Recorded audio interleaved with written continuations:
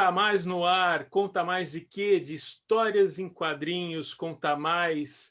Professor Paulo Ramos, da Universidade Federal de São Paulo, tem aí meia vida dedicada aos estudos de quadrinhos, mais de uma dezena de livros. Quanto tempo, assim, para uma produção tão grande sobre histórias em quadrinhos, sobre a leitura crítica de quadrinhos, você levou o quê? 350 anos para escrever tudo isso, Paulo? Bom, em primeiro lugar, obrigado pelo espaço, obrigado pelo convite. O André é um amigo de tempos felizes, né? De tempos felizes quando ambos éramos jornalistas da TV Tribuna, onde nós nos conhecemos. Enfim, ficou essa amizade com o tempo, embora agora a reunião seja por outro motivo, outra pauta. Eu, desde que me conheço por gente, eu leio histórias em quadrinhos. Desde antes de ser alfabetizado, eu leio histórias em quadrinhos. Vi as imagens, depois fui sendo alfabetizado, E foi um gosto pela leitura que ficou. Você vê essa estante atrás de mim aqui, você vê que ele perdura até hoje na minha vida. Então, não sei se exatamente quando começou esse gosto, mas desde antes de ser alfabetizado eu já começo a ler, e aí eu sempre faço um paralelo com a literatura, né? A literatura sempre diz que os colegas de literatura que precisam ter repertório. Não, um cara de literatura, para conhecer literatura, precisa ter repertório. Um cinéfilo, para ser um bom crítico de cinema, ele tem que ter repertório. Eu acho que para você poder, talvez, mexer com histórias em quadrinhos de um ponto de vista de pesquisa, ou de crítica, ou de alguma outra coisa, um dos critérios é você ter repertório. Então, vamos dizer assim, completei 49 anos, são 44 anos lendo. Então é muito tempo. Mas aí você tem está ancorado nesse gosto pessoal, nessa vivência pessoal com os quadrinhos, que muita gente que foi para a literatura também tem. Literatura, eu digo, o romance, o conto, tal. E também partiu dos quadrinhos, tem vários depoimentos sobre isso, né? E foi para outro lado, tal. Você também foi dar aula em cursinho, se especializou como professor de português, foi jornalista, um jornalista com uma carreira bacana, assim, como repórter, apresentador, editor-chefe de jornal na cultura.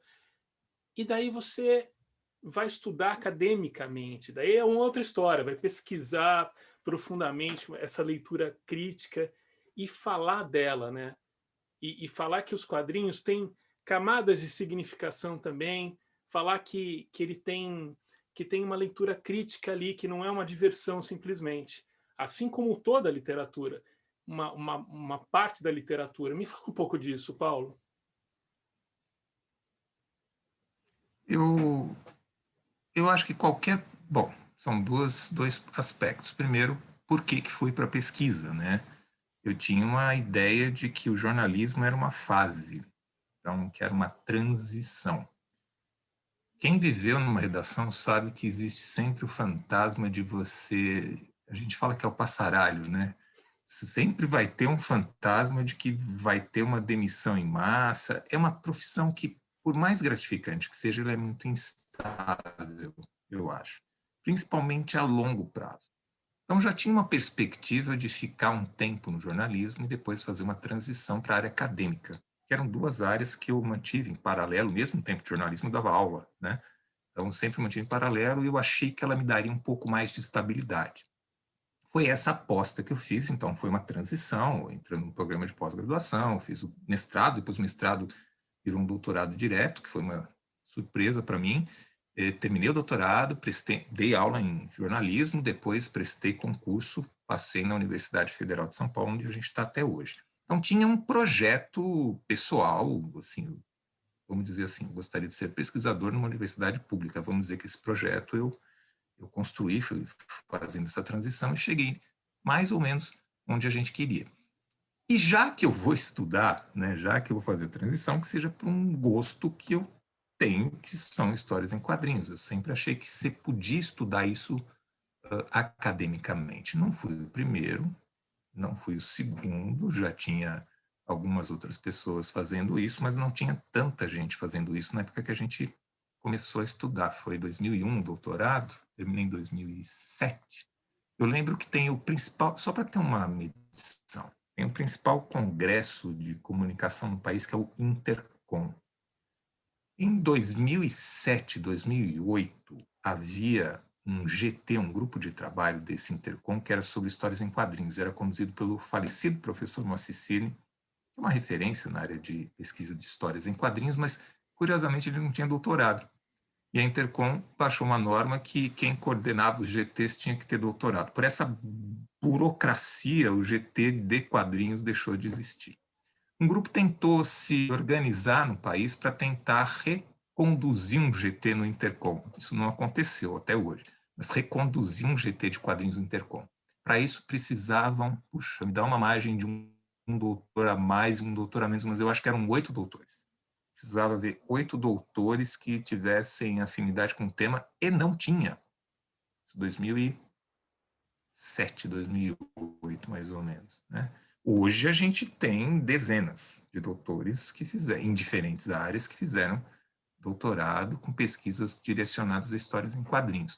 Mas é só para ter uma base. Então, eu peguei mais ou menos esse momento de transição, né? Eu acho que talvez eu tenha sido um dos últimos de uma leva anterior e talvez um dos primeiros de uma nova leva, bem nessa transição mesmo, né? Que começaram a estudar histórias em quadrinhos no país. E daí foi, né? Daí foi, não parou mais e chegou nesses números que você colocou no começo do nosso papo aqui. No mercado editorial, os quadrinhos têm um prestígio bacana, né? As, Agora. pois é, as melhores editoras do país publicam quadrinhos, são publicações graficamente bem, né, bem apresentadas, assim, é um nicho importante, né? Você falou esse agora, então, desde quando você percebe isso? Agora. E se na academia já também você falou, pô, agora tem vários doutores, tinha até pouco tempo atrás, não tinha 8 para fazer um grupo de trabalho, agora tem. Esse prestígio tem nas editoras e tem na academia também de uma forma geral? É, é, uma, é equivalente isso? Como é que tá? André, de novo, são duas perguntas. Eu vou tentar dividir aqui, Eu tá? estou Para me economizando, organizar eu um sou um pouco. cara. Eu fico enganando os Eu vou tentar, entrevistados, então, assim. ser conciso para render mais, né? Do ponto de vista da academia, existia um histórico, né, de preconceito com produções de massa, né? Isso vem desde 70, né, 60, 70, bem claro, 80, né? Mas a ideia era que tudo que era produção de massa, que era vista como produto de comunicação de massa, era mal visto. Então, as telenovelas na década de 1970, 80, eram vistas como uma coisa que emburrecia a pessoa. Puxa, você vê novela? É, vamos pegar um paralelo hoje sem fazer uma valoração, mas é alguma coisa como, puxa, você vê Big Brother, né? Olha, você emburrece. Você tem que ler um livro. Você assiste a telenovela? Bom, você puxa a qualidade das telenovelas hoje brasileiras, meu Deus do céu, né? Das produções nacionais também. Você pode talvez não gostar de telenovela, mas chegou num nível de excelência com reconhecimento mundial. Estou falando das telenovelas da TV Globo, especificamente, mas chegou num nível de produção e de excelência, né? Terminou agora a novela da Globo, que é Amor de Mãe. Não acompanhei assim, mas a produção do pouco que eu vi era de um refinamento de atuação, de roteiro, né, de produção de câmera para um horário nobre, uma coisa, né, na TV aberta. Enfim, na década de 1970 não era assim. E olha que a gente tinha produções boas, né? Você tinha o Bem Amado que foi produzido na década de 1970, que é uma referência até hoje. Os quadrinhos entravam nesse pacote, tanto que mesmo vamos ficar com a literatura antes para os quadrinhos. Você tinha desde lá, Guimarães Rosa, que ninguém vai questionar, mas você tinha também aquela literatura que chegava em banca, né? Sidney Sheldon foi muito xingado na década de 1970 e 80, por exemplo. Paulo Coelho, na década de 1990, puxa, você leu Paulo Coelho, então você não é uma pessoa crítica. Porque você fazia essa associação de que era um produto de massa. E por ser de massa, independentemente do produto que fosse, ele seria ruim.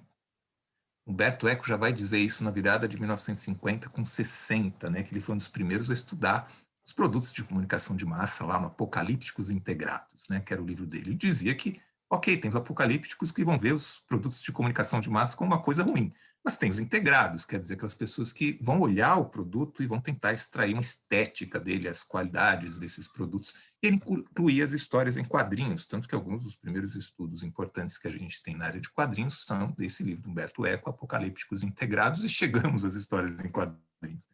E no Brasil elas passaram por esse processo. Tem relatos de colegas, professor José Marques de Mello, falecido, mas que é uma referência na área de comunicação no país e tem um histórico muito vinculado à Escola de Comunicações e Artes da Universidade de São Paulo, e tem um relato dizendo que os colegas de departamento diziam que ele estudava o lixo cultural. Então tem uma cultura, essa cultura tem um lixo, esse lixo cultural é que você estuda. Nota que, evidentemente, você tem uma hierarquia entre alta cultura e baixa cultura, que é uma coisa que vem da escola lá de Frankfurt, né? Enfim, isso predominava no Brasil. E os quadrinhos eram prioritariamente voltados a um público infantil, que é uma outra área também que literatura infantil, por mais que tenha uma enorme qualidade, ainda existam pessoas que veem no país, academicamente, a literatura infantil como uma coisa de baixa qualidade. E os quadrinhos eram prioritariamente infantis e de massa.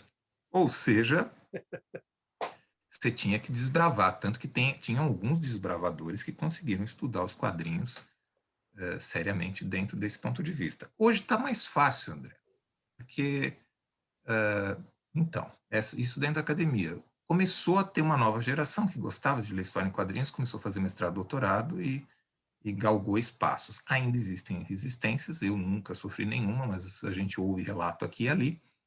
E também é mais fácil por outro motivo, porque os quadrinhos que eram vistos como comunicação de massa, isso mais ou menos até a virada do século XX para XXI, eles se aproximaram agora de um outro campo, e o termo teórico é campo, que é o campo literário. Então, os quadrinhos não eram vendidos em livraria, eles não eram produzidos em formato livre. Tudo bem, tinha um Asterix, mas é ponto fora da curva, tintim. Mas eles não eram produzidos em formato livre, eles não iam para a livraria. Os quadrinhos hoje são produzidos em formato livre e vão para a livraria. O autor brasileiro tem um tempo maior para produzir a história, uma história mais autoral, que é algo muito próximo do romance, que é algo que para a literatura já está consagrado durante todo o século XX. Então, o que mudou é essa percepção. Você colocando o quadrinho em livraria, você aproxima isso do campo literário. 2, isso, evidentemente, se tem tanta editora apostando em quadrinho hoje, é porque é um bom negócio. Ninguém vai jogar dinheiro em quadrinho porque, né? Então, você consegue fazer um produto que vai para a livraria, que tem um nicho muito fiel. Pessoa que gosta de história em quadrinhos, eu brinco, ele não vai comer, ele vai passar fome, mas ele vai comprar o Super-Homem número X porque ele precisa daquela edição. Isso então ficou um pouco mais fácil essa percepção, né? Olha, colegas de literatura que tinham resistência talvez com quadrinhos, leem algumas graphic novels da vida aí, e olha, eu li e terminei, pegar o relato de uma colega, professora, inclusive, de literatura, que fez esse depoimento. Eu terminei de ler uma história em quadrinhos, a sensação que eu tive é que eu estava lendo romance. Ok, porque é bem próximo, só que é feito com imagem, palavra, uma história em quadrinhos não é um romance.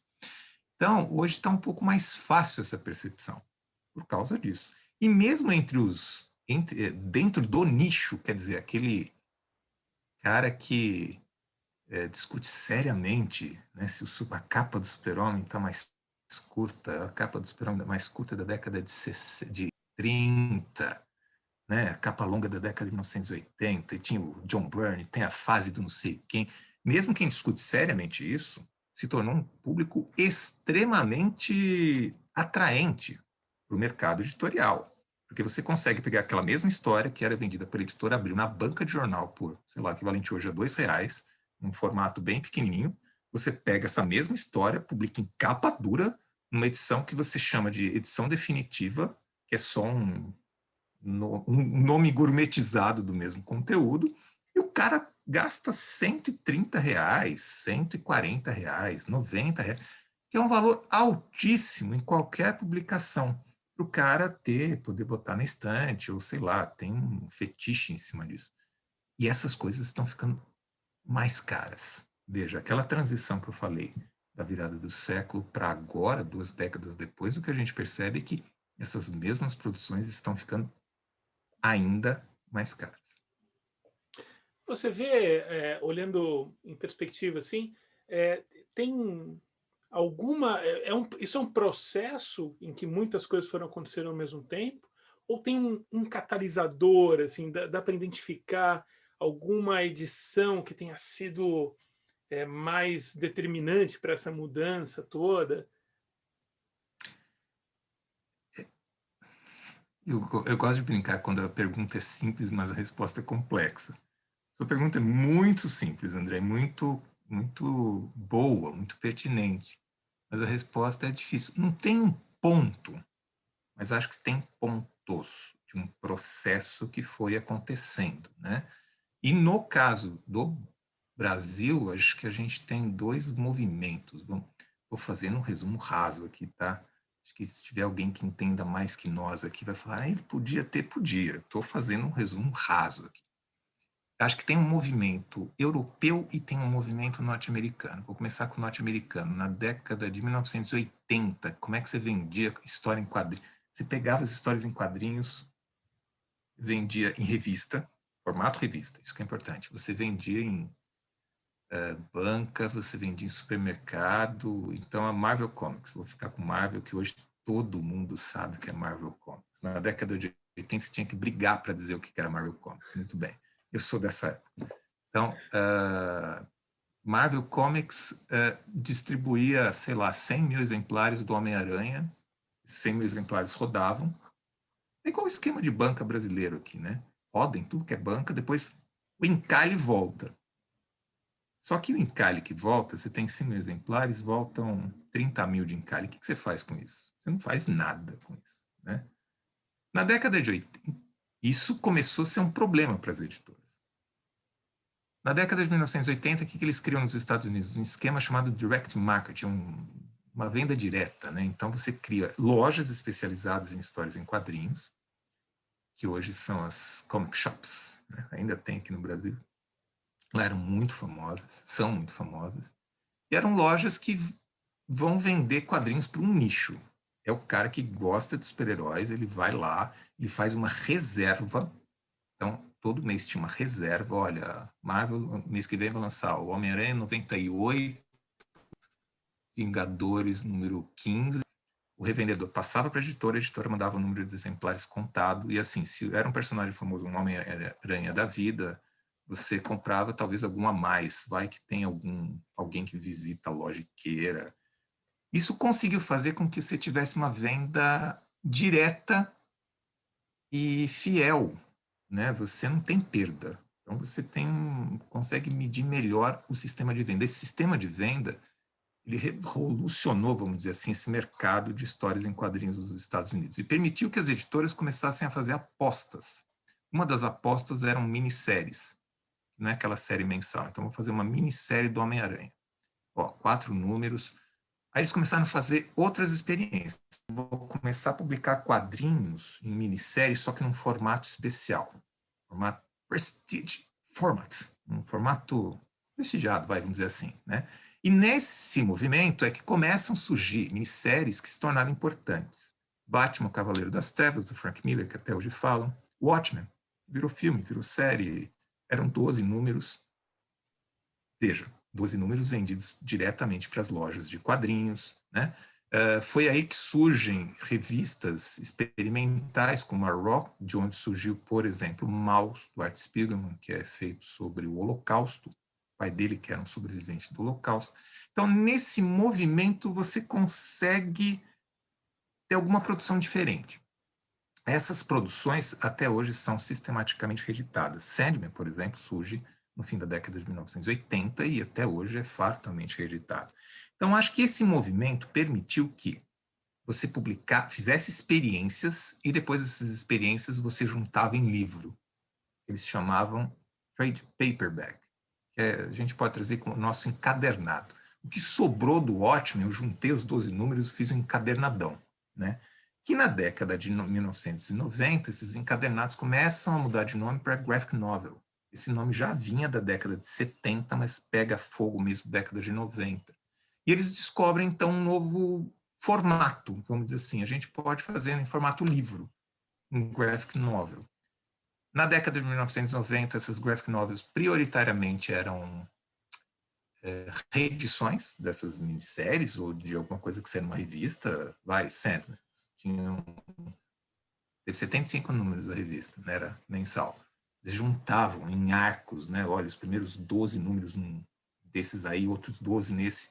Então, eu vou dizer que esse é um ponto. Quer dizer, essa consolidação da graphic novel, que da virada do século, ela deixa de reunir material já editado e começa a produzir material autoral, vamos dizer assim.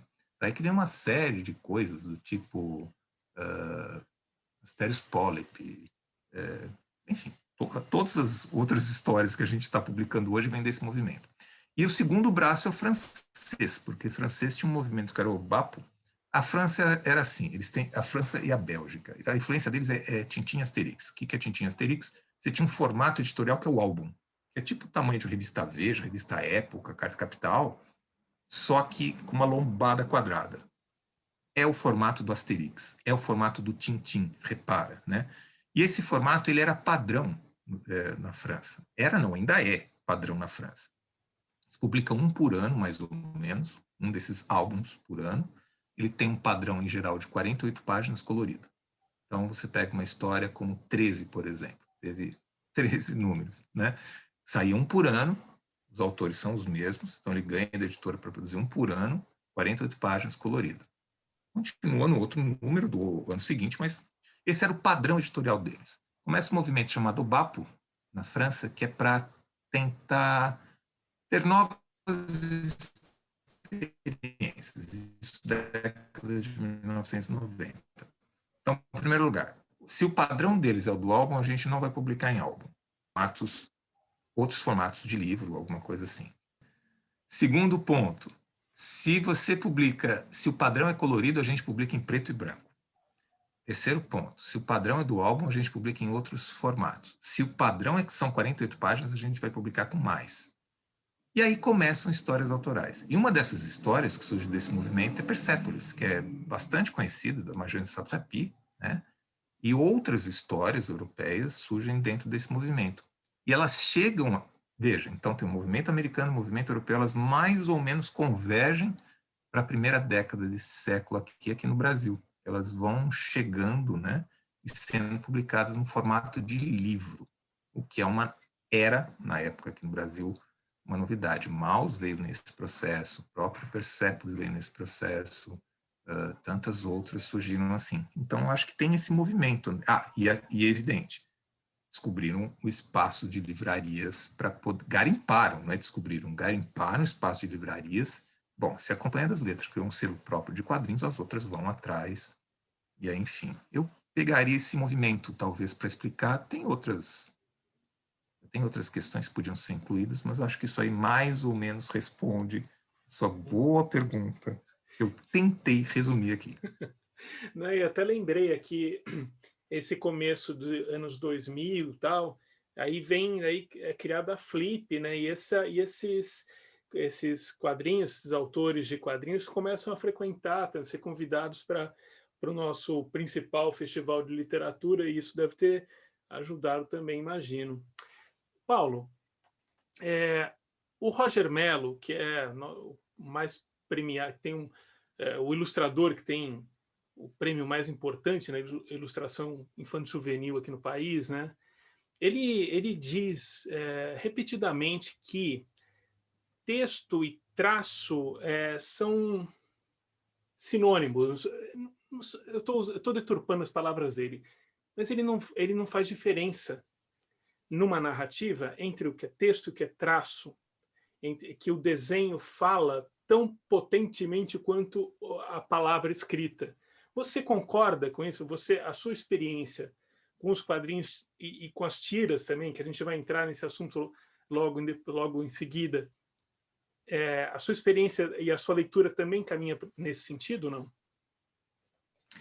Do ponto de vista de quadrinhos, eu sou obrigado a dizer que não dá para você dissociar as duas coisas. As duas coisas ou se completam, ou se contradizem, ou se redundam. Quando se contradizem, quando, por exemplo, falei com o André, mas ele não tinha barba. Por exemplo, o verbal contradiz o visual. As coisas se completam. Ô, meu amigo André, eu estou vendo o André, mas o verbal que completou essa informação. E os se redundam. Aí, o exemplo não é do André, é a cena clássica de uma história de super-heróis da década de 50. Você vê a Lois Lane amarrada num trilho e o trem vem chegando e o super-homem olha aquela cena e fala: a Lois está amarrada num trilho e o trem está chegando. Eu vou voar e salvá-la. E a cena é ele voando para salvar. Cara, é o redundante puro, entendeu? Mas tem todas essas relações. Por muito tempo na literatura sobre histórias em quadrinhos se chamava que era texto e imagem. Pelo menos a gente começa a mudar um pouco. A gente, eu estou falando da área mais para linguística, essa área aí. A gente começa a mudar esse olhar, porque a gente entende que todo texto, agora ele é composto por palavras e imagens. Mesmo uma palavra está em negrito, a fonte da letra diz muita coisa. Então, a gente fala que esses textos têm diferentes modalidades, seriam textos multimodais, multissemióticos, híbridos, aí depende da corrente teórica para onde você vai. Então, não dá para você falar que as histórias em quadrinhos têm texto e imagem, porque o texto é palavra mais imagem que forma esse texto. E aí, pegando essa referência que você coloca, eu não só concordo, como eu acho que na literatura infantil a imagem tem um peso muito maior, talvez, do que a palavra. Porque você abriu a página, você olhou o desenho, e a partir do desenho você construiu uma ideia de quem é o personagem. Porque o personagem foi ali apresentado. E aí, verbalmente, você vai confirmar aquilo que você viu. O que editorialmente não é o que acontece. Embora concordemos aqui, né, não é o que acontece. Porque, geralmente, o autor do livro infantil, ele assina o livro, ele recebe pelo livro, e a editora contrata, por um valor fixo, alguém para fazer as ilustrações. Tanto que uma briga, eu perdi o bonde dessa briga, mas até 5 anos atrás, os ilustradores questionavam que eles deveriam ser coautores. No que eu concordo plenamente que na área de quadrinhos está resolvido desde século XIX. Né? O cara desenhou outro, escreveu os dois, tem o crédito. Na literatura infantil, não. A pessoa que fez a parte verbal, que é sem nenhum demérito, mas é a parte menos difícil, vamos dizer. O desenho ele demanda, né, um domínio técnico maior. Mas quem vai assinar é a pessoa que fez a parte verbal e a outra vai lá, ilustrações tal, e o cara ganha um fixo, 3 mil, 4 mil, 5 mil, não sei, estou chutando um valor aqui. E depois, se esse livro for vendido para um programa federal que compre livros de literatura infantil, quem vai ganhar é o autor e não o ilustrador. Então, veja, concordo, mas não só concordo, como deveria ser coautoria. Tanto que o tamanho, peso e a importância que a imagem tem. Você tem se dedicado nos últimos anos às tiras, destacadamente, pelo que eu fucei o seu currículo lá, se eu vi lá... Você stalkou, o termo é stalkou. Stalkeou, acho que é. Stalkeou, estou perseguindo você. E vi isso e melhor ainda, você está estudando, ou com um grupo de estudos, né? Estudando as tiras em novas plataformas. Novas plataformas nem tão novas, essa coisa que a gente usa, o tal do computador e a internet. Que conclusões você tem chegado? Assim, muda muito? A tira é outra, dependendo da plataforma? A tira que eu me acostumei a ver no jornal, agora na internet eu leio de outro jeito? No muro da esquina eu leio de outro jeito? Boa pergunta. No muro, não, eu ia responder até se falar do muro. Aí eu falei, bom, no muro eu acho que sim, acho que você sim. Bom, porque eu estudo das tiras? Meu doutorado foi sobre tiras. Eu entendia que as tiras cômicas, elas eram uma piada em quadrinhos, assim. A piada é curta, a tira é curta, a piada tem um desfecho inesperado, a tira tem um desfecho inesperado, esse desfecho vai gerar uma surpresa, que é o que vai provocar efeito de humor que você não espera, e a tira é a mesma coisa. A piada é interessante, né? Você espera ser traído pelo texto. Se você não for traído, você fica muito frustrado, né? Porque você enquadra mentalmente que o cara vai contar uma piada, bom, eu espero que o cara me surpreenda e que eu ria. Você tem uma expectativa, e a tira é a mesma coisa, né? Pelo menos a tira clássica, aquela, né, que tem essas situações. Bom, esse foi o nosso doutorado, daí nosso interesse pelo assunto, e eu não larguei mais. Veja, eu estudo outras coisas de quadrinhos, mas tira sempre tem um cantinho especial.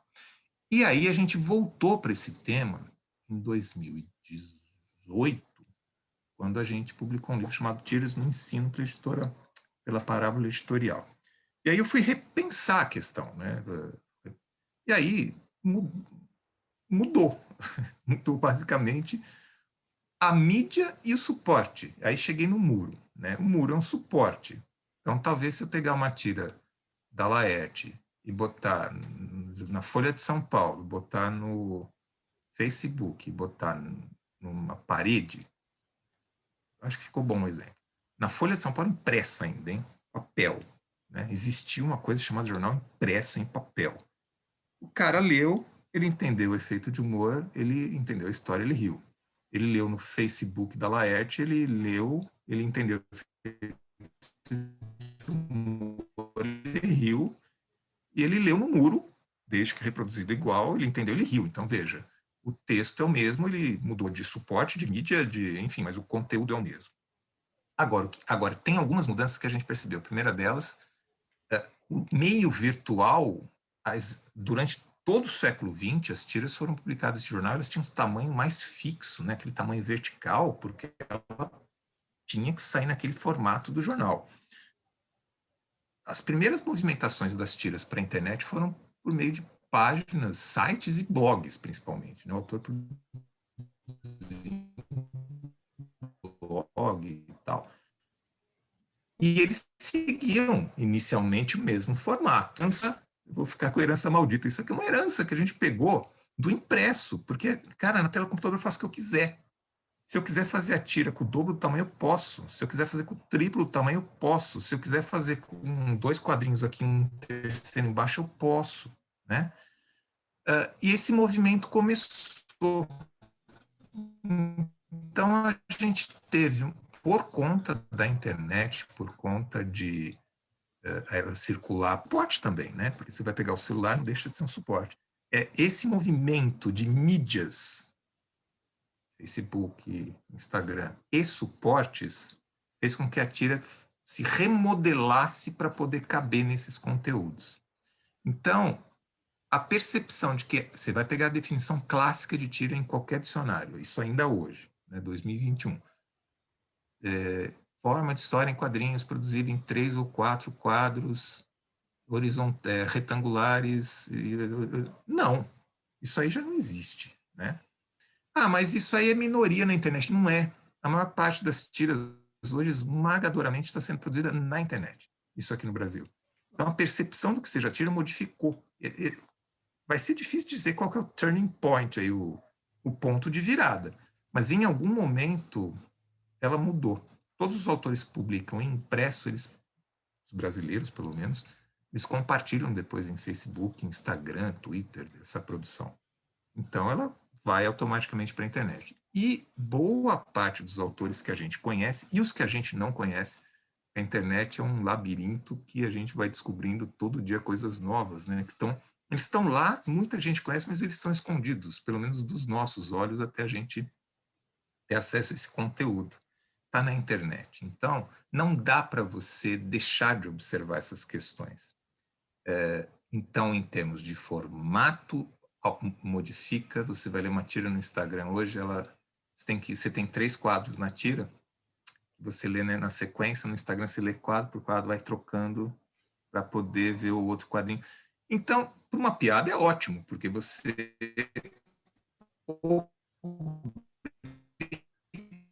obrigatoriamente faz com que a pessoa tenha que... Você esconde obrigatoriamente na piada. Então, tem modificações nisso. E modificações também no processo de produção dos temas, né? Sistemas próprios de internet, essas questões todas foram incorporadas às estratégias de produção de humor. Então, sim, tem coisas novas, coisas diferentes, experiências diferentes, tiras feitas com GIF, que é algo que seria impossível você fazer impresso, né? O último quadrinho é um GIF. Aí, como é que você faz esse jornal? Você não faz esse jornal, né? Como é que você reproduz um GIF? Você não reproduz um GIF.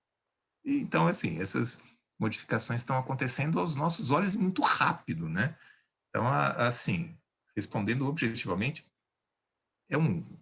as tiras se mantêm com o nome. Muita gente gosta de chamar de tirinha. Eu não sou um adepto desse nome, mas assim, é o nome que se popularizou. Essa forma de produção aí que você vê, que você recebe no seu Instagram, que você recebe no seu WhatsApp. Vi uma tirinha, achei legal. Isso não te chama de meme ainda, né? Recebi um meme. E você olha, pô, mas é uma tira. Mas tudo bem, você releva e vai. Mas circula muito. E por ser um texto curto, texto, eu estou falando agora imagem e palavra, né? Por ser um texto curto, ele vai muito bem em rede social. Porque rede social é coisa curta. As pessoas não leem, as pessoas leem manchetes, as pessoas não leem textos na internet, elas leem frases. E o que assusta disso, elas tiram conclusões, elas comentam, elas odeiam, elas amam, elas dão corações e tiram conclusões, né? Aí é outra questão. Outra questão, mas que esbarra nessa última perguntinha aqui, outra última provocação, é menos pergunta do que uma provocação. Provocação para falar sobre, não para provocar, né? Para tirar sua paz. Isso eu já fiz muito na vida. Piada interna. Ninguém entendeu, mas ok. Nós dois entendemos. Você você é muito atuante na sua conta de Facebook, no Instagram e tal, para defender a liberdade de expressão dos criadores de charges, por exemplo. Isso andou te dando dor de cabeça ou não? Ainda não. Talvez dê. Porque isso por vários motivos, assim. E aí é a pegada mais jornalista e menos professor universitário, né? Então, desde que a gente entrou na Universidade Federal de São Paulo, a gente tem se dedicado à academia, pesquisa, enfim. Mas o lado jornalista é que eu não sou cachaceiro, mas dizem que é igual cachaça, né? Você não esquece nunca. Igual bicicleta, vamos lá. E era uma coisa que me incomodava desde É um processo, acho que vem incomodando, né? Mas ele ficou mais evidente para mim em 2018. Acho que como para todo mundo no país, independentemente do espectro político, mas foi um país dividido em 2018, bem dividido. E nas produções de quadrinhos isso ficou muito claro. Você ia ler as tiras e tinha um posicionamento muito claro dos autores a respeito daquele momento. Você tinha as charges, tinha um posicionamento muito claro. Mas me chamou a atenção em 2018 o fato de tiras, por exemplo, da Folha de São Paulo, mesmo do jornal o Globo, funcionarem quase como charges. Eu olhava e falava, bom, isso é uma forma diferente de produzir humor em tira. A gente chegou a fazer um artigo disso também, fiz um levantamento. Vou pegar o exemplo da Folha de São Paulo. Eu comparei o período democrático inteiro da Folha de São Paulo uma semana antes das eleições. Então, peguei todas as eleições do período democrático e fui comparando. A eleição de 2018, você não tinha tiras com temas políticos. Você não tinha. Angeli, Laé, não tinha. Né? O tema político era reservado à charge. Na eleição de 2018, nos dois turnos, a discussão política predominou nas tiras. Predominou nas tiras da Folha de São Paulo, do Globo também, o André Dami, eu sei que trabalhou nesse sentido, a Bichinhos de Jardim, que é outra série lá, também trabalhou. Então, assim, me parece que a questão política migrou para as tiras e de lá não saiu mais. Não que não tivesse tiras políticas ao longo da história, principalmente no período da ditadura militar. mas me parece que é uma retomada em doses cavalares. Então, me chamava atenção isso de início. E em 2019, começou a me chamar a atenção questões relacionadas especificamente à censura e liberdade de expressão. E a gota d'água foi me chamando a atenção e eu fui acompanhando, e a gota d'água foi a Bienal Internacional do Rio de Janeiro, que eu falei, bom, aqui o negócio realmente está diferente. E aí é um fantasma do passado que a gente viveu como criança, mas não viveu, mas a gente leu e entende e sabe o perigo desse passado censor que existe. E a partir da Bienal comecei a me aprofundar no caso e falei, bom, vamos fazer um livro-reportagem sobre o assunto. E aí eu comecei a treinar o olhar, tudo que era relacionado a isso começou a me chamar mais atenção. E eu começava a registrar nas redes sociais, mais para ser um registro e mais para eu também ter um arquivo daquele caso quando eu fosse recuperar. Tinha uma dupla função, né? E o que me espanta, veja, estou falando da Bienal, foi segundo semestre, caso da Bienal. Tinha uma cena de um beijo de dois super-heróis homens, e só contextualizando, né, caso alguém não tenha acompanhado. E essa história, que era dos Vingadores, que tinha passado despercebida, era uma história que estava encalhada, foi denunciada e caiu na mão do Marcelo Crivella, ex-prefeito do Rio de Janeiro, que pediu para recolher a obra da Bienal. Veja, você recolher uma obra de uma Bienal do livro é um ato de censura. Ponto. Né? A partir daí é que a gente começou a observar. E a partir daí, a gente pode dizer com uma certa margem de segurança que nós episódios hoje, 2021, calar a liberdade de expressão. E aí onde você consegue ter liberdade de expressão? Nas artes, na imprensa, principalmente. Né? Não por acaso você tenta tolher a fala de jornalistas, intimidar jornalistas via ações judiciais, ou várias delas pela Lei de Segurança Nacional. Por outro caminho, você tenta tolher essas liberdades de expressão por meio de manifestações artísticas. Um policial batendo num negro. Isso foi tirado de pelo menos 3 exposições aqui no país, que envolviam Conchage. Nosso recorte acabou sendo as histórias em quadrinhos, mas não dá para não dizer isso sem falar dos jornalistas censurados. Então virou uma coisa e não acaba. Isso que não acaba o livro, porque a cada dia vem uma coisa nova. A gente está falando aqui, quem eventualmente for ver o vídeo, esse vídeo está sendo gravado dia 27 de abril de 2021. Na semana passada, Guilherme Boulos foi acionado pela Lei de Segurança Nacional por um post que ele tinha feito em 2020, com base em uma fala do presidente Jair Bolsonaro, dizendo, eu sou a democracia. Ele comentava, toma cuidado, né, que teve gente que falava que eu sou o Estado e terminou na guilhotina, e foi lido como uma ameaça de morte. Então, mas a pessoa não tem uma capacidade de abstração de perceber que vou nem entrar no mérito, mas é uma tentativa de silenciamento. Esse que é o aspecto. Então, começou com a Bienal, e aí, enfim. Agora, não é uma coisa que começa nesta administração federal, um processo que já vem antes. Então, e também não se restringe ao universo político. O Facebook retira postagens de pessoas. Isso é normal? Aí tem toda uma discussão. Mas é uma empresa, tem que ter as suas regras de uso. Quem sabe as regras de uso do Facebook? Quando você faz uma postagem, você tem ciência de que você está ferindo uma regra, porque você está falando mal do nazismo. O Facebook automaticamente vai ler essa suástica como um discurso de ódio, vai retirar a sua postagem.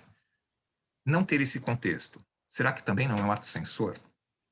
Mas o Facebook é uma empresa, você tem que ter o espaço público para poder discutir. Só que o Facebook, Instagram e Twitter já se mesclaram com o espaço público na atual sociedade. Isso pode ser lido como uma forma de censura também. Tem formas de censura indiretas, que é o fato de você botar robôs reclamando das postagens de alguém. Isso pode fazer com que a pessoa se sinta intimidada e faça uma das formas de censura, que é autocensura. Então, quando a gente fala censura, não é só judicialmente você impediu a pessoa de fazer. Tem todo um universo de elementos censores que eu acho que hoje nós estamos vivendo esse processo. É tentar documentar esses casos e registrar. Então, a sua pergunta foi, você é bastante atuante nas redes sociais nesse aspecto. São registros disso. Não era para ser, não era para ter tantos, e eu mesmo me espanto quando eu vou recuperar registros quase diários, seguramente, mas quase diários disso, e toda semana tem um caso ou mais de algo preocupante. A ideia é que seja um alerta de um fantasma de ontem, que se vive hoje, e se espera que não aconteça amanhã, mas que talvez esses registros do hoje, quando lido amanhã, as pessoas vejam quão perto a gente ficou disso. Acho que eu vou gravar essa frase porque ela ficou meio, meio sintética do que eu estou pensando, mas é um pouco essa a ideia. Perfeito. Paulo, só para quando é que você vai dar ponto final nesse livro? E já tem a editora, já tem uma previsão, né, desse novo livro? Tem editora, a previsão era o ano passado, mas assim, eu tô, olha, não deu, e enfim, eu tô reescrevendo o livro. As entrevistas estão praticamente feitas todas, mas é um processo de enxugar gelo. É uma cabeça de medusa, assim, uma cabeça que se elimina, duas novas surgirão, né? É difícil. Eu queria já ter terminado, André, porque acho que isso faz mal. Ficar olhando tanto esses casos faz mal. Eu preciso acabar com isso logo. Assim, para mesmo poder olhar isso para as questões de um outro jeito.